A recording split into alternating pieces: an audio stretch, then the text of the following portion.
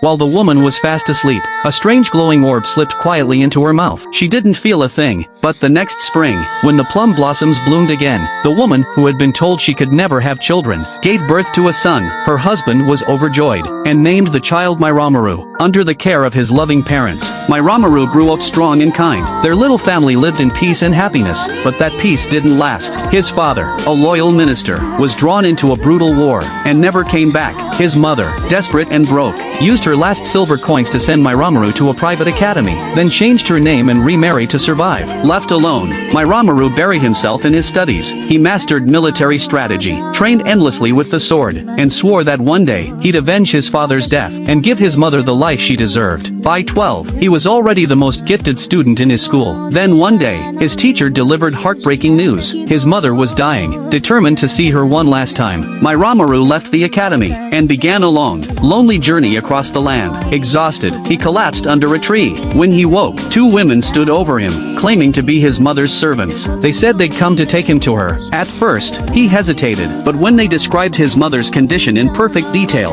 and offered him a peach to eat, he decided to trust them. They led him deep into the twisted forest of Myramaru. But before long, the two women vanished, and in their place, a massive demon appeared, its shadow swallowing the forest whole. Myramaru ran with everything he had, desperate to live long enough to see his mother, but the creature cornered him at a cliff's edge. Then it spoke, mocking him, saying it had already devoured his mother. Hearing that, Myramaru's heart shattered, but in that grief, something inside him awakened. He leapt straight into the demon's open jaws. From afar, the two women smiled wickedly, but their joy didn't last. The demon convulsed, fell from the cliff, and was impaled on a pine tree. From the creature's belly, Myramaru burst out, holding his mother's lifeless body in his arms. His eyes burned with fury, his soul twisted by pain. He was no longer human. The two women dropped to their knees, begging for mercy, claiming they'd only served the demon out of fear. But Myramaru, now a vengeful spirit, sent them both to their graves. From then on, he stayed in Myramaru, hunting humans, as a way to mourn his parents. Over the centuries, he forgot who he once was. Only rage remained, until one day, Myramaru, the great yokai leader, arrived with his army of demons. They fought for 3 days and nights. In the end,